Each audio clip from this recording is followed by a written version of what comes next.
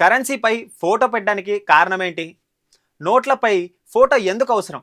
దీనిపై కూడా ఆర్బీఐ సమాధానం చెప్పింది. ప్రముఖ వ్యక్తి చిత్రం ఉన్న నోట్లను నకిలీగా మార్చడంలో అవరోధాలు ఎక్కువగా ఉంటాయని చెప్పింది.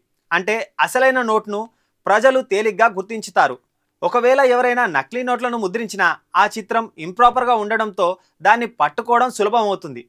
అంతేకాక గాంధీజీ చిత్రాన్ని ముద్రించడం ద్వారా భారతీయులు కలిసికట్టుపై, స్వాతంత్ర పోరాటంపై, ఆయన పాత్రపై ఒక గుర్తింపు కూడా లభిస్తుందని ఆర్బీఐ ఉద్దేశం. భారత కరెన్సీ నోట్లపై ఎందుకు ఎప్పటికీ మహాత్మా గాంధీ బొమ్మే ప్రింట్ చేస్తారు?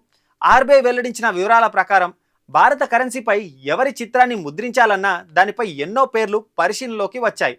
రవీంద్రనాథ్ ఠాగూర్, మదర్ తెరిసా, అబ్దుల్ కలాం ఆజాద్ వంటి గొప్ప వ్యక్తుల పేర్లు ప్రధానంగా పరిగణలోకి తీసుకున్నారు. కానీ చివరికి వారి మధ్య మహాత్మా గాంధీ పేరునే యునానిమస్లీ అప్రూవ్ చేశారు. అందుకే ఆయన ఫోటోనే ప్రింట్ చేస్తారు.